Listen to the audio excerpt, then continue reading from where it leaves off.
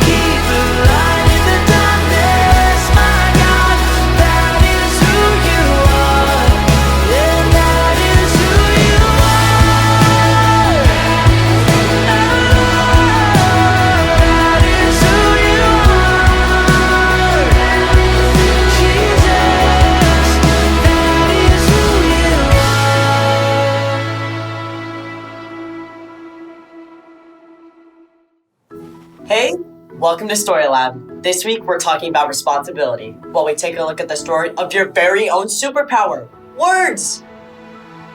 I think my pet plant just ate my pet spider.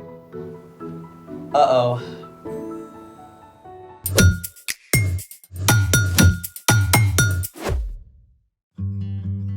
Hey, I'm Skylar. And I'm Sebastian. We're talking about responsibility, which is showing you can be trusted with what is expected of you. Do you like my pet plant? Plants are awesome. But do they really qualify as pets? Absolutely. They're alive and you have to take care of them. True story. Ooh, you have to make sure the plant gets lots of light, but not too much direct sun. Plants also need water, but not too much water, or they'll get root rot. Root rot? That sounds like a metal band. If the soil looks dark or sticks to your finger, it's a sign that the plant doesn't need any more water. Most houseplants don't need much plant food either. Unless you got a Venus flytrap, which will eat all your household pests. You know what plants do like? Docudramas about the rainforest. Actually, plants love it when you say encouraging things to them. Seriously? For reals! In one experiment, 2 identical plants were placed in different areas of a school. For 30 days, kids would say mean things to one plant and kind encouraging things to the other plant.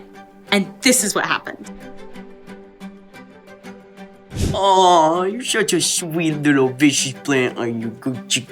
Goo. Well, if our plants are really pets, we should give them better pots. I'm listening. I know how to upcycle these bottles into super fun planters. Well then, let's make it! Step 1. Using a rubber band as a guide,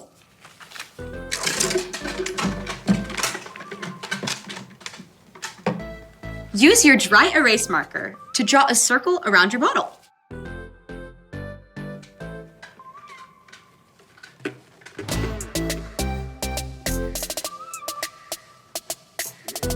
Then, draw a couple triangles for ears.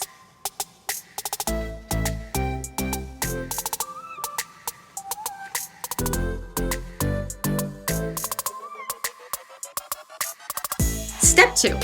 Cut down your bottle and punch a few small holes in the bottom. You might need a grown-up's help with this, especially getting it started. Ladies first. Thank you.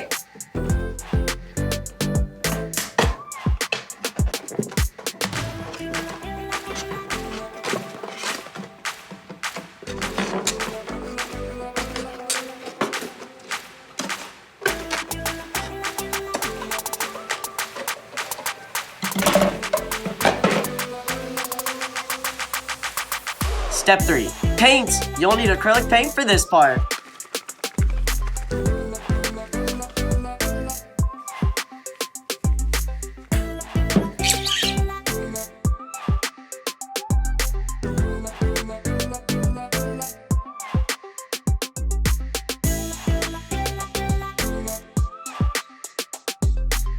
And now, we wait for paint to dry. I win.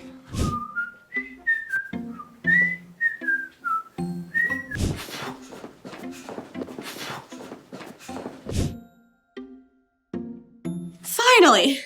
Step 4. Use a paint pen or permanent marker to draw a face. Ta-da! Oh, so cute! Oink, oink. I think it would be wise to introduce our pets to their new planters. Speaking of wise choices, it's time for...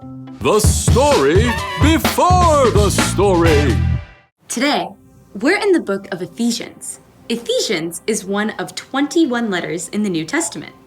The leaders of the early church wanted to teach Jesus' followers what was true, and often they wrote letters to do that. The Apostle Paul sent one of these letters to the believers in the church at Ephesus.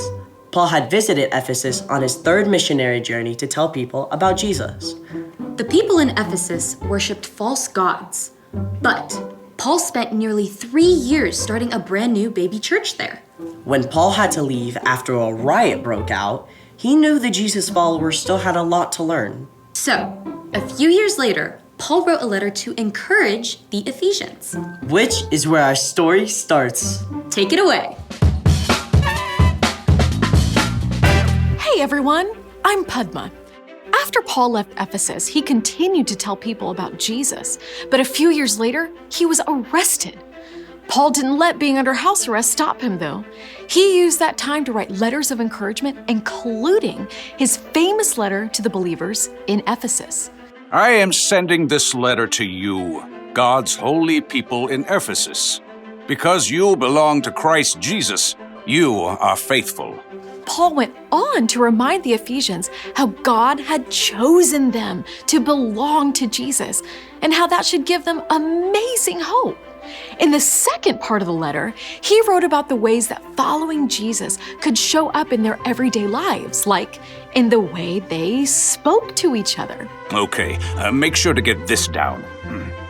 Don't let any evil talk come out of your mouths. Say only what will help to build others up and meet their needs. Then what you say will help those who listen. You know what Paul was saying? Your words have power. Now, I don't know about you, but sometimes my words get away from me, and that can cause some serious damage, like a loose boulder tumbling down the hillside. Paul called this evil talk. Another way to say that is simply bad language or harmful words. Let's break that down.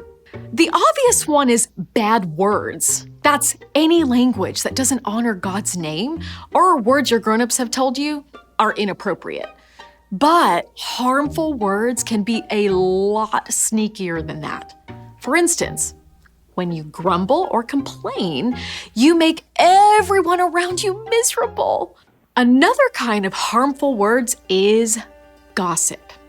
That means talking about another person when they aren't around, especially if it's something mean or something you wouldn't say to their face. And of course, any unkind words can be hurtful. And here's the last one on our list: lying. When you don't tell the truth, people can get hurt, including you. That's a lot to remember. Honestly, feels like it would be easier to do this all the time. The second part of our verse offers some help. Say only what will help to build others up and meet their needs. The best way to not say something harmful is to focus on saying something helpful instead. Let's take a look. Helpful words can encourage. I'm sorry you're having a hard time. I'm here for you. Helpful words can celebrate someone. You did awesome. I can totally see how hard you work. Helpful words can serve someone too. Yeah, this confused me at first too, but it's easier if you do this part first. And you can always find something to say thank you for, even when you're tempted to complain. Thanks for always making dinner, Mom. When you focus on words that encourage, celebrate, serve, and thank others, it's a lot easier to stay away from harmful words. Paul said that by doing that, then what you say will help those who listen. Your words have so much power. There are times you can make someone's day or ruin it with just one sentence. That's why one of the best ways to show you're following Jesus is to use your words wisely. The end. Ouch. That one hits close to home. Yeah, sometimes my words are more like rolling boulders than they are actually helpful. Controlling what you say is one of the toughest things to do. It's veritably arduous. Just studying for a vocab test. So, other than looking up what Sebastian just said, what's our part in the story? Well, the first step is to pay attention. Chances are you don't even notice when you're complaining or when you make an unkind comment about someone. So take time to think before you speak. When you want to grumble at your teacher for giving you another quiz, instead you can thank her for explaining things so well. If your friend says something negative about someone, you can point out something positive about that person. So, The other day, my dad asked me who got mud on the carpet, and I wanted to blame my sister. But I finally spoke up and told him I did it. Those are all great ways to use your words wisely. But truth is, it's hard to control what you say.